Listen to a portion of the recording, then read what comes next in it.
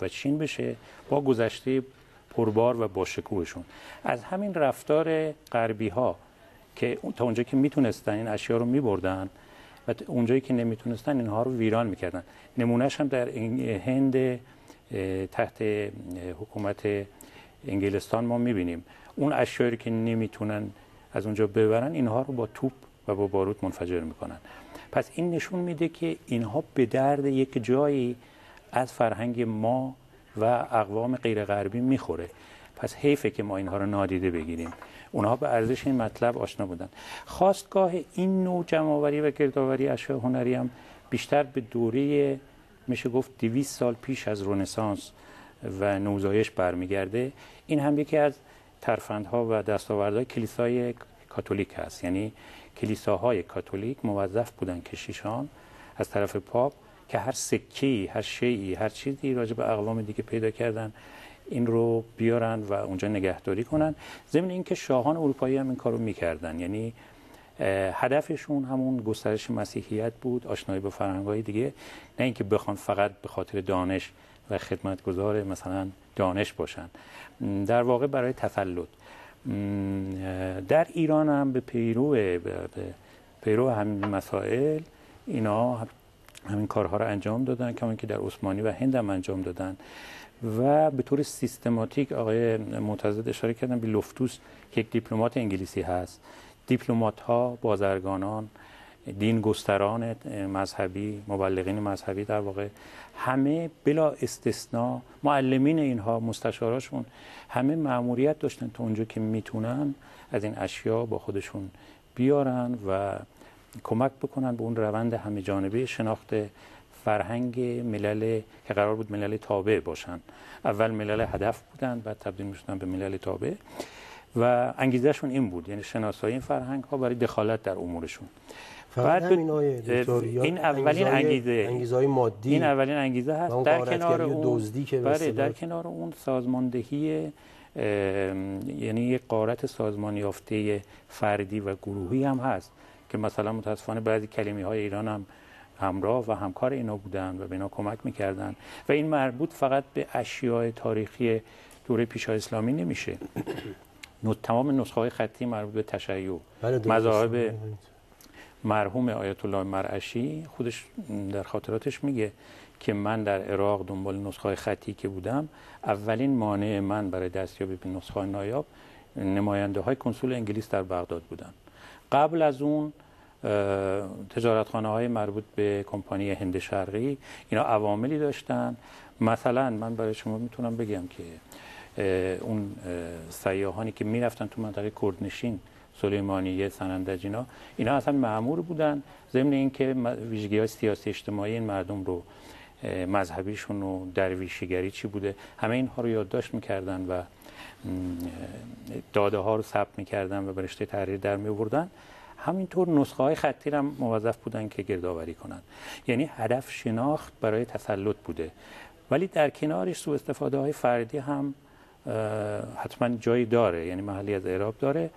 به طور سازمانی یافته ما در 1897 یعنی یک سال بعد از ترور ناصرالدین شاه قاجار در دوره مظفری ما میبینیم که رسما این امتیاز داده میشه به مدت 60 سال. البته سرش دعوا هست که مدت یک قرن یا 60 ساله. از اونجایی که پرچم فرانسه تا 1357 بر فراز قلعه شوش در اعتزاز بوده و امام دستور میده اینو وردارن، به نظر میرسه واقعا عملا به مدت 100 سال بوده و اینو به دست فرانسوی ها رو باز میذاره در حفاری ها، در آشنایی با زیر و بم تاریخ ما، پیش تاریخ ایران، ما قبل تاریخ، پیش اسلامی و پس از اسلام. و قاجارها گمان میکردن که اگر اینو به روس‌ها یا انگلیس‌ها ندن و به یک دولت ظاهراً بی‌طرف بدن این امتیاز رو، این به نفع ایران خواهد بود، در صورتی که واقعیت امر این نبود. برای اینکه ایرانی‌ها هیچ نماینده‌ای تو اون هیئت‌های اکتشافی و حفاری نداشتن. بنابراین اشیاء بسیار با ارزش رو چه از نظر علمی و هنری و چه از نظر مثلا فلزات گرانبها و اینا، ارزش مالیش، اینها رو برای خودشون خارج میکردن و اشیایی که تنوع زیادی داشتن و بی ارزش‌تر بودن رو مثلا به موزه سلطنتی ایران میدادن، چون ایران هم یه موزه کوچولوی سلطنتی داشت در اون دوره. ایران باستان بعدها به ایران باستان، دوره رضا شاه. مهمترین چهره ها در اینجا همون ژاک دو مورگان که بیشتر زمین شناس هست تا حفار باستان شناسی و باستان شناس، دمورگان هست، دیولافوا خانواده‌اش هستن. بعد پروفسور آندره گودار هست که موزه ایران باستان فعلی رو درست کرد و خیلی مکنام اونم هست. بله، بیشتر فرانسوی ها. بعد چیز هست، پاپ رومان گیرشمن و خانمش هستن. پاپ بعداً میاد، پروفسور پاپ بعداً میاد، الکساندر پاپ. اینا اون واقعا یک غارتگر با انگیزه های شخصی هم بوده. ایشون انگیزه های شخصی داشته.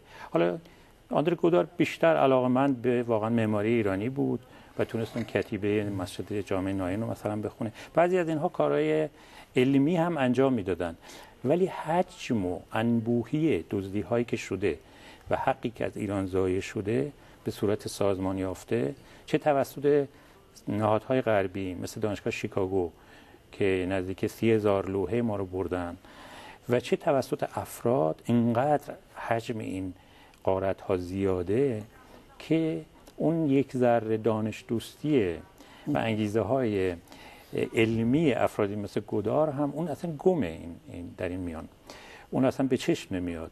واقعا من یک چیزی که برام جای ابهامه اینه که خب ما میگیم که قاجارها دولتی ضعیف بودن، دولتی که 13 سال با امپراتوری روسیه جنگید و شکست خورد، بعد به منطقه نفوذ انگلستان و روسیه تزاری تبدیل شد، ولی دولت رضا شاه که از نظر مالی و از نظر ثبات ظاهرا قوی تر است و از نظر میزان نفوذ دولت مرکزی تو ایالات مختلف خب به هر حال قوی تر از دولت و وجود آدمای باسواد. بله، و پدید آمدن یک طبقه روشنفکر درس خونده، یک طبقه اینتلیجنسیا به قول معروف درس خونده، این قوی تر از دولت قاجاره، ولی امتیازات اون دوره رو همچنان ادامه میده، اعطاش رو به فرانسوی ها، و خیلی بدتر از اونها این مسائل رو بهش دامن میزنه و اجازه میده که غربی ها بدتر از اون دوره غارت کنن. یعنی اگر مظفرالدین شاه گفته بود 50-50 بدون اینکه نماینده مشخص کنه، چون اینجور قراردادها از نظر حقوقی همه مشکل دارن. در عثمانی هم همینطوره، در عثمانی، در هند، در چین هم همینطور بوده. در هر جا اینا قرارداد بستن با اقوام غیر غربی و ملت‌های غیر غربی، از نظر حقوقی سر اینا کلاه گذاشتن. بنابراین ما از نظر حقوقی مشکل از خود ما هم هست. ما ضعف حقوقی داشتیم، ضعف نگاه به اون میراث گذشته خودمون رو داشتیم و اونا از اینا بهره برداری کردن.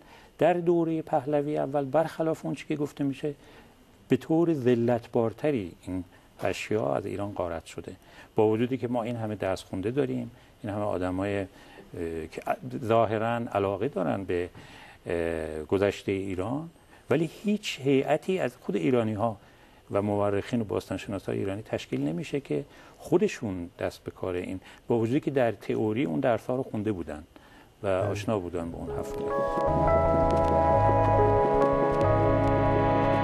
177 178 179 180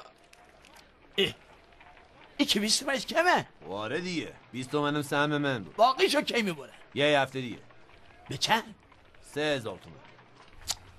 کمه 3000 تومن کمه دادا. عجب خری هستی تو. وقتی پایین همه پول وسط باشه کمش 7 تن نمیشه. این سکه تا به حلش برسه 10 برابر این معامله میشه. سهم تو اینه. طرف سنبش پرزوره، بخوای دم در بیاری کار دست هر دومون دیا. چه کاری دادا؟ خوف نکن. کم به غربیله. نمیخوای برم بگم نه. داری دعوه میکنی ها. تازه طرف قلکش هم خواسته. یارو ما رو حالو گیر آورده. کوزهش کلی قیمت داره. خواستی بگی شکسته. گفتم شکسته، بگفت خرداشو برداریم بیاریم. طرف خبره. اسش میزنیم زیرش. اگه بزنیم زیرش طرف رد منو میزنه، تو هم پیدا میکنه. اون وقت سر هر دو تامونو میکنه زیرو. ولی اگه معامله بکنی این چون آدم حسابیه او از تکون نمیخوره. پس زوریه ها؟ میگم من باز کوزه 300 تومن میخوام. تو هم هر چی گیرت اومد مفت چنگت. اگه دب بکنن میزنم زیرش. جهنم جاش. میخواد هرچی بشه بشه. ما با یک باند تبهکار مواجهیم در ماجرای غارت اشیای عتیقه و همونطور که گفتید سیاست‌های استعماری هم پشتش هست. به کلیسای کاتولیک اشاره کردید، تو همین سریال کلاه پهلوی پدر آلفونس هست که در واقع مشغول همین کاره و یواش یواش معلوم میشه که خود آلفونس در غارت اشیای عتیقه ایران. من یه نکته رو عرض کنم. از طریق بررسی و آنالیز کارکرد اون هیئت‌های دینگستر و مبلغ مذهبی ما نباید تصور کنیم که کلیسا در واقع میداندار این مطلبه. الان ثابت شده که تمام اعضای هیئت میسیونر آمریکایی و دینگستران آمریکایی همه افسران سازمان‌های اطلاعاتی امریکا بودند و اینا در واقع کشیش واقعی هم نبودند. همه اینها در کارن برای اینکه تسلط سرمایه‌داری جهانی رو بر این جوامع تثبیت کنن.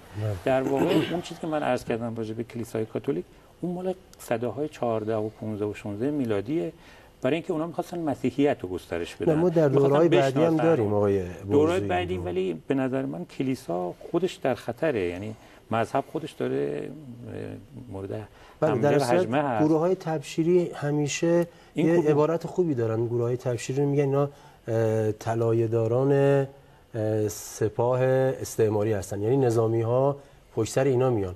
یه عبارتی من شاید توی که اصلا این برنامه‌ام عرض کردم خدمت ملت ایران و اون این که فرانس فانون میگه که وقتی این غربی‌ها اومدن به آفریقا و به سرزمین ما، اول انجیل اومد. بله، نه میگه که ما زمین داشتیم و اونا کتاب، منظورش انجیله. بعد از مدتی ما کتاب داشتیم و اونا زمین و از این طریق اومدن. من توی یکی از این اسناد دیدم که تشکیلات فراماسونری در ایران در طبعا کمی قبل از کودتا 1299 و بعد از کودتا جلساتش رو در کلیسای انجیلی در همین خیابان سیه تیر امروز و قبل السلطنه سابق جلساتش در زیر زمین اون برگزار می‌کرد و معمولا گروه‌های تبشیری قطعا توش به اصطلاح عوامل اطلاعاتی و نظامی هم حضور دارن. برای جای پای فرهنگی در ظاهر بله. یک مقدمی رو فراموش. من یک سندی رو می‌خواستم بخونم قبلش، چون در فرمایشات عزیزان نبود، این رو هم عرض بکنم برای تکمیل این بحث و اون این که 1224 قمری یک سفیر رو انگلستان به ایران اعزام میکنه به نام سرگور اوزلی. دوستان حتما میدونن سابقه این فرد رو. یکی از شاید میشه گفت پلیدترین مأموران انگلیسی در ایران بود در دوره قاجار و لطمات زیادی به کشور ما وارد کرد. اون کمپانی هند شرقی دیگه دشمن ایران بود. ایران رو باید در همین وحشیت و سبوییت رها کنیم تا همدیگر را بدرن. این تز سرگور اوزلیه و میدونید که ما رو اوزلی برد پای میز مذاکره با روس‌ها. اصلا جنگ اونا رو انداختن. خودشون هم ما رو بردن پای میز مذاکره با روس‌ها در قرارداد گلستان. پای قرارداد گلستان امضای اوزلی هست. اون چیزی که در خصوص اوزلی مهمه اینه که همزمان اون اولا یه فرمان داره. من شاید یه روزی انشالله این فرمان رو بیارم اینجا بخونم. یه فرمانی داره از جورج سوم. اوزلی هم فرستاده جورج سومه، هم فرستاده تشکیلات فراماسونری و کمپانی هند شرقی. یه فرمان 20 ماده‌ای خیلی عجیبه این و اتفاقا به همون نکته‌ای که حضرت عالی هم اشاره کردید اونجا اشاره میشه. به اوزلی دستور داده میشه نقشه تمام راه‌های ایران رو و مشخصات تمام راه‌های ایران رو بکشه، حتی دهات و قرا رو و نوع تعامل مردم با همدیگه، آداب و رسوم، همین کاری که الان مثلا این BBC انجام میده. یعنی شما میبینید که کارهای اونا به مراتب مهمتر بوده. بله. الان شکلش عوض شده دیگه. الان شکلش عوض شده. الان نمیتونن آقای دکتر، برای اینکه شما خاورمیانه رو با 100 سال پیش اگر مقایسه کنید، آسیای غربی و جنوبی رو، مردم تقریبا همه باسوادن، نهادهای علمی بزرگی هست. دیگه غربی ها با مستشرقین و خاورشناسان نمیتونن این جوامع رو تحلیل کنن به تنهایی. نیاز دارن به درس خونده های بومی که بیزارن از جوامع خودشون. برای همینه که این همه اندیشه کرده در غرب هست. اون موقع کارهای اونا میتونستن اشراف داشته باشن. بله، در صورت در این فرمان 20 ماده جورج سوم خرید کتب بله. اهم از کتاب‌های به اصطلاح دینی و غیر دینی همه چیز توصیه شده بود و حتی یک مبلغ قابل توجهی سکه طلا گذاشته بود و گفته بود اگر کم آوردی بنویسید که باز براتون بفرستیم. من اینجا خوبه که حضرت علی هم اشاره که دیدید یادی از مرحوم آیت الله عظما مرعشی نجفی بکنیم و از ذکر خیر ایشون بشه. خب این مرجع عالی قدر میدونید تمام زندگیش رو وقف حفظ آثار بله حدود 60,000 نسخه خطی بله جمع کردن، در واقع تراث ایرانی و اسلامی و شیعی کرد و بابت این به زندان افتاد، بابت این آسیب دید و سختی‌ها کشید. حتی از قوت روزانه خودشون هم می‌زدن و میگن از روزه و نماز هم می‌زدن، نماز استیجاری و روزه استیجاری بله، و این رو صرف خرید این منابع می‌کردن. روحشون شاد باشه ان شاءالله و اینا همه درس برای ما که بتونیم از منابع خودمون نگهداری بکنیم. دکتر ببخشید این آخرین بار که عراق رو اشغال کردن 5000 نسخه خطی بسیار با ارزش از کتابخونه‌های شیعه در نجف آمریکایی‌ها غارت کردن و حتی موزه ملی عراق رو هم صهیونیست‌ها نیستن. شورویان تو افغانستان بله هم کار کردن. این کارو کردن، اون کوشانیانو تمام آثار و تشکیلات اینا رو بردن که مقدارش بود که بعد آمریکایی‌ها اومدن نشنال جغرافی یک مقاله مفصلی درباره کارهایی که شوروی‌ها ناتمام گذاشته بودن آمریکایی‌ها تمام کردن. در عراق هم این کار کردن. دزدی جزء ذات استعمار و استکباره و بدون اون نمیتونه. شاید بخشی از این رونقی هم که غرب پیدا کرد غیر از اون مطالعات و پژوهش‌ها مرهون همین غارت‌ها و کشتارها و دزدیاست. بله از این طریق شناخت. من اینو می‌خواستم عرض بکنم که در کنار سرگور اوزلی برادرش ویلیام اوزلی هم میاد. سرگور اوزلی فرستاده رسمی سیاسیه به اصطلاح. برادرش در قالب یک هیئت اتفاقا باستانشناسانه میاد و یک تیم 50 نفره میان در همین منطقه دشت مرغاب و شیراز مستقر میشن و یک کاوش گسترده انجام میدن، کلی سند غارت میکنن. من اگه اجازه بدید یک کتابی رو معرفی بکنم، البته چند تا کتاب دیگه هم در این زمینه هست. یک کتابی رو مرکز اسناد و خدمات پژوهشی وزارت خارجه منتشر کرده، مجموعه ایران و استعمار تاراج میراث ملی به کوشش آقای داوود کریملو که جا داره از کوشش ایشون و تلاشی که کردن تشکر بشه. ایشون این کتاب این مجموعه 4 جلده. غیر از این ما کتاب آقای محمد قلی مجد رو هم داریم که راجع به تاراج میراث ملیه که انشالله اون کتاب رو هم میاریم و بخشی از نکاتی که در اون کتاب مطرح شده رو عرض میکنم. اینی که الان این جلدی که الان دستبنده هست جلد سوم مربوط به هیئت انگلیسی ارل اشتین. میشه به دوربین نشان بدید که مردم شناسایی کنن اگر بشه دوربین. بله مجموعه خوبیه، مجموعه خوبیه و تهیه کنن. بله بخش میتونه برای ما درس خوبی باشه که من بعد خودمون بی‌اعتنا به این میراث نباشیم. من میبینم سوالی برام پیش اومده، جاهای بعضی از دوستان درس خونده میگن این چیزا به چه دردی میخوره؟ اگر واقعا به درد نمیخوره چرا دشمنان نه فقط ما، دشمنان همه ملت‌ها و مشخصا حوزه تمدنی غرب که حالت تهاجمی داره چرا به این در و اون در میزنن که اینها رو به دست بیارن؟ اونها اینها رو به دست میارن که ما رو تعریف کنن، درست که بعد برامون برنامه‌ریزی کنن. ما باید خودمون به کمک همین اشیا خودمون رو تعریف کنیم. بله این من خیلی واقعا متعجب میشدم وقتی این کتاب رو میخوندم که یک انگلیسی اینقدر دستش بازه و کاملا معلومه که این ضمن کاوش جاسوسی هم داره انجام میده. باستانشناسی پدیده بوده که تمدن ما بهش توجهی نداره. من یک خاطرات در یک سفرنامه یک آلمانی میخوندم که با حاکم عثمانی در دمشق در 1890 تو مسجد اموی دمشق صحبت میکرده. بعد یه سنگی پیدا میکنه که مردم فکر میکردن این سنگ قبر حضرت یحیی هست، در صورتی که اون سنگ نوشته‌های هیتی داشته، تمدن باستانی هیتی. بعد میگه که این حیف شما، این یک خط فراموش شده است، تمدن فراموش شده است، شما چرا میذارید مردم اینو ببوسن؟ این پاک میشه. میگه این چیزا به درد نمیخوره که. بعد این برمیگرده به دوستاش میگه که اینا نمیفهمن، ما بایستی اینا رو بعد به یه نحوی اونو میدزدن و به دست میارن. و واقعا باستان شناسی و میراث فرهنگی گذشته این جزء دستاوردهای تمدن غربه، هرچند انگیزه خوبی نیست، ولی بالاخره بخشی از علم میشه و ما الان باید اینو جبران کنیم، یعنی باید بهش اهمیت بدیم خیلی.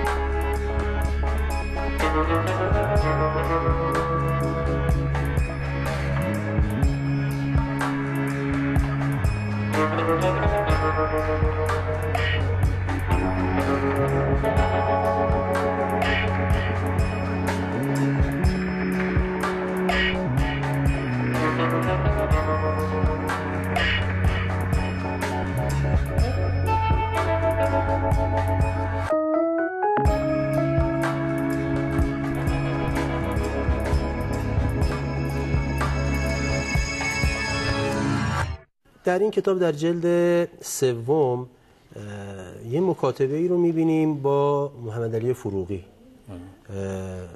وزیر امور خارجه است، سفارت انگلیس هم فرستاده این رو.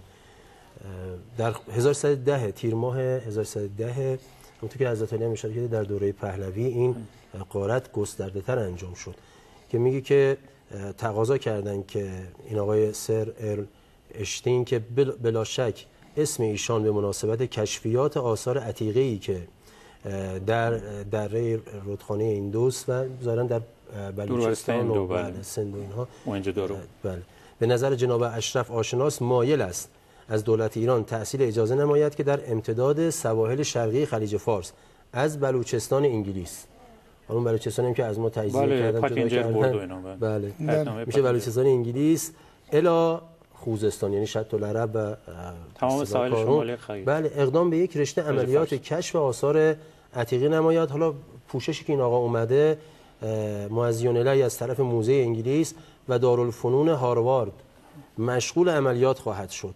و بعد ما میریم میبینیم که وجب به وجب این نکته رو من می‌خواستم بشه، یعنی یکی از انگیزه‌های دیگر دولت مردای ما چه دوره قاجار چه دوره پهلوی برای اینکه دست اینا رو باز میذاشتن چی بوده، تصور این که غربی ها تمدن‌های مثل تمدن ایرانی و هویت مردم ایرانو زیاد بهش اهمیت نمیدن، اینها رو همیشه رنج میداده همین دولت مردای ما.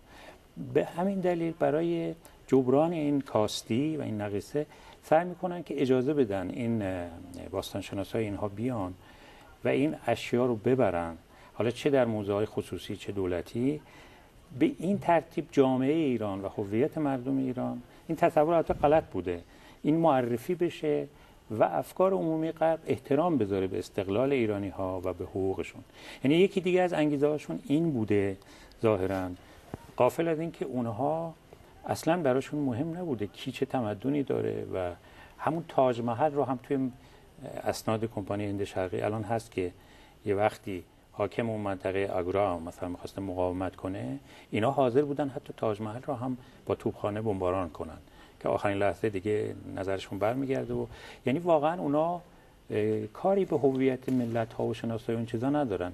این تصور دولت مردای ما به نظر من اشتباه بوده که دست اینها رو باز بذارن، اینها تمام اشیا رو ببرن و گفته بشه که این متعلق به ملتی و کشوری به اسم ایرانه و ایرانی است و اینا احترام بذارن به استقلال اون کشور، اینجوری ایران شناخته بشه. بله متاسفانه از انگیزه هاشون یکی هم اینه که به خطا رفته بودن دیگه در اون فکرشون. بله آقای معتضدی نامه دیگه هست در خصوص مأموریت همین فرد و میگه که این میخواد در این مناطق دست به اکتشافات بزنه و اسباب کار براش فراهم کنید. بله و میگه که به مشارون الیه اجازه بدن که اشیایی رو که کشف میکند برای ملاحظه و تحقیق به خارج ببرن. بله. کما اینکه بردند و دیگه نیاوردن. اصلا درس خونده های ما باور کرده بودن که تمدن غرب وظیفه مقدسی داره برای شناسایی علمی کل جهان و فرهنگ ها و جوامع انسانی. یعنی یه انگیزه دیگر هم این بود، گمان میکردن واقعا تمدن غرب بیشایبه سعی میکنه شناسایی کنه فرهنگ ها رو و باید بهش کمک کرد حتی در این راه. ولی البته خب اینم اشتباه بوده دیگه. اونا اگر هم میخواستن بشناسن باز قدرت براشون با ارزش‌تر از این بحثا بوده. باز میخوام از خیلی زارن نکته سوالم این بود که در دوران رضا شاه در سال 1312 با بودن آدم دانشمندی مثل فروغی به عنوان نخست وزیر، رئیس الوزراء و مثلا قبل از اون آقای حاج مخبرالسلطنه هدایت که سالها در برلین درس خونده بود، دوران جوانیش البته مدرکی نگرفته بود ولی زبان آلمانی رو به قول بلوشر بهتر از یه برلینی صحبت میکرد. اینا چطور اجازه دادن خود شاه و اون نخست وزیر و اون وزیر معارف و اوقاف و صنایع مستظرفه که 30,000 لوحه از ایران خارج بشه و این لوحه ها تا کی باید خارج بشه؟ این من دیوانه میشم، یعنی میگم چطور میشه شما رو فکر می‌کنم من 30,000 لوحه قبل از این دادم. آقا برای ترجمهش 70 سال بس نیستش؟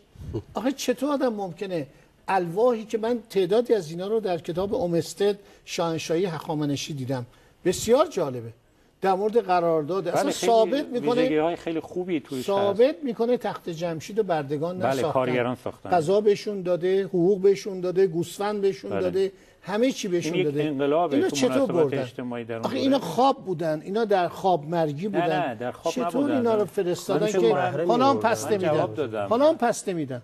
فکر میکردن غرب وظیفش شناسایی دانش اقوام مختلفه و غربی ها حق دارن دست به تحلیل بزنن، اشیاء هنری، دستاوردهای هنری اینا رو بررسی کنن. فکر میکردن ایران شناخته میشه. احیانا خودشون هم یک زیر میزیایی میگرفتن از اینا. همه اینها با هم باید، یعنی یک دلیل نداره، مجموعی از دلایل و واقعا پذیرفته بودن که تمدن غرب حق داره مثلا اینجور دخالت‌هایی رو بکنه. ما اصلا اینجا آقای بروزی سند داریم. همین درخواست رو رضا شاه قبول میکنه. بله. موافقت میکنه. بله موافقت میکنه و بعد ما در صفحات بعدی این کتاب میبینیم که وزارت جنگ ظاهراً فرمانده تیپ بلوچستانه به مرکز نامه مینویسه. این نامه به نزد فروغی میره، رضا شاه هم در جریان قرار میگیره و میگه آقا اقدامات این فرد مشکوکه، این فقط اصلا در حوزه مطالعات باستانشناسی کار نمیکنه، این ظاهرا داره جاسوسی میکنه و نقشه تهیه میکنه اینا، ولی باز بهش اجازه ادامه فعالیت. حکومت ما در دوره پهلوی اول و قاجارها و دولت مردم ما مرعوب غربی ها هم بودن، واقعا میترسیدن ازشون. یه واقعیتیه. من خاطرات اولین سفیر ژاپن رو میخوندم به ایران، یوشیدا ماساهیرو.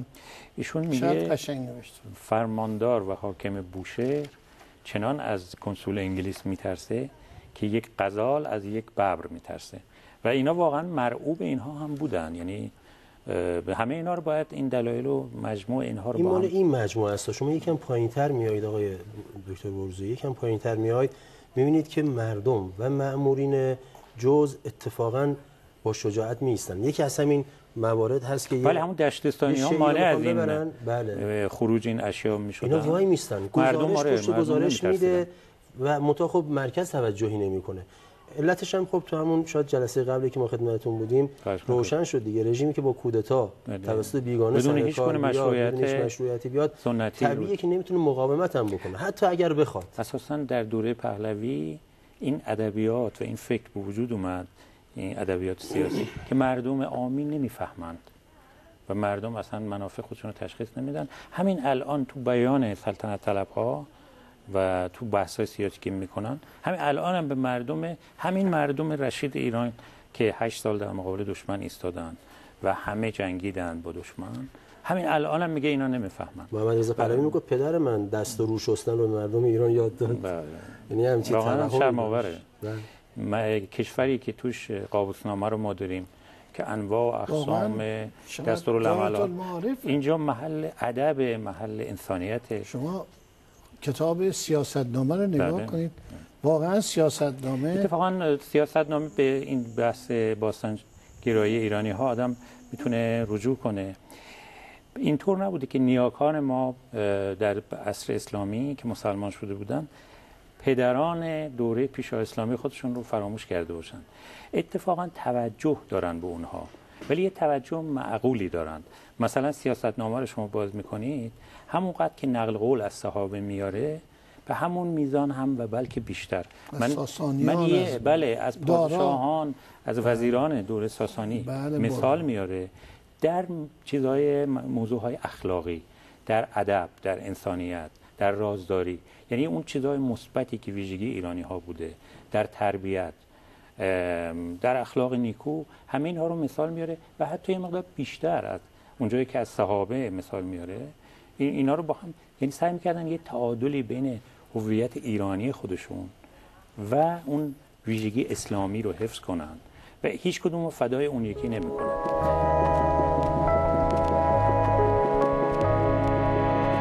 سر کلاههای بین‌المللی مردونه، خود نخست وزیر آقای فروغی تحت پوشش کامیون‌های ارتشی هزاران کلاه شاپو وارد کرد. نخست وزیر آقای فروغی؟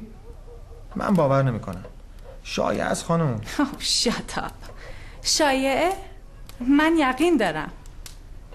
You don't even know what goes on in your own country. آخه ژان تازه رفته پاریس. فکر می‌کنم تا اوایل بهارم بر نمیگرده. تو نباید انقدر به این فرانسوی چاپلوس وابسته باشی. تو به اندازه کافی فدلیتی و قدرشناسی خودتو نسبت به اون و استادش و بلنش نشون دادی. فرمایش شما صحیحه، اما به هر حال اینو باید در نظر داشته باشیم که بین من و ژان هم دوستی است هم شراکت. Really? تو میدونی ارزش سکه هایی که ژان به پاریس برده حدود 5000 پونده؟ چی؟ سکه؟ شما از چی حرف میزنید خانم؟ من که بهت گفته بودم ما از همه چیز با خبریم.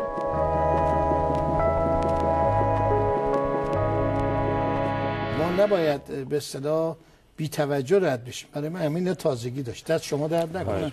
آقای دکتر برزویی از این غیرت میهندوستی شما و ایرانیگری شما برای اینکه این مملکت یه ودیعه است دست ما. اگر این مملکت ما حفظ نکنیم، لاشخورها در اطراف ما چنگ باز کردن و منتظرن که این مملکت رو تجزیه کنن. بله خیلی ممنون. هر ایرانی غیرتمند این حرفای شما رو تایید می‌کنه. ما وقت برنامه‌مون تقریبا به اتمام رسیده. فقط من یک سند هم از غارتگری فرانسوی‌ها بخونم. البته هم از ایتالی هم آقای معتزد اشارات خوبی داشتن.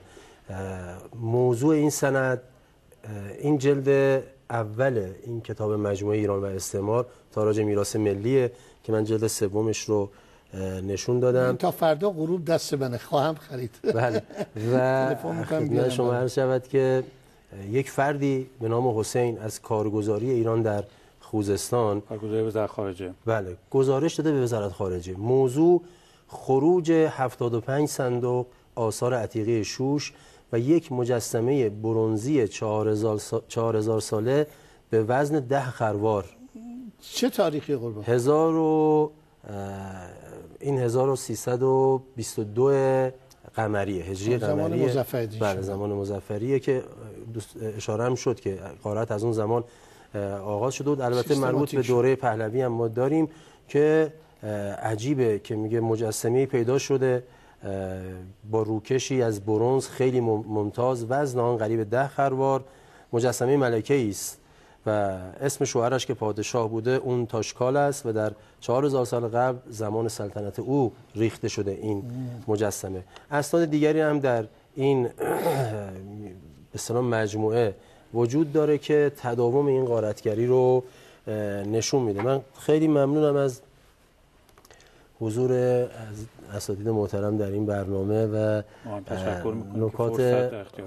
نکات خیلی خوبی ارائه شد. امیدوارم بتونیم این بحث رو دوباره ادامه بدیم و به نحوی حداقل ما مردم عزیز خودمون رو در جریان غارت گسترده میراث تاریخیشون در دوران قاجار و در دوره پهلوی که با شدت بیشتری دنبال شد قرار بدیم. امیدوارم ما رو با محبت‌های خودتون، با پیامک‌هایی که میدید و راهنمایی‌هایی که میکنید یاری کنید در برگزاری این جلسات و پرداختن به نکات ناگفته تاریخی در حوزه مسائل سیاسی، اجتماعی، فرهنگی کشور خودمون در دوران پهلوی اول که موضوع مورد بحث این مجموعه از برنامه‌های هنگام درنگ است. تا برنامه دیگر شما همیهنان عزیز رو به خدای بزرگ می‌سپاریم و براتون آرزوی موفقیت، سلامتی و بهروزی داریم.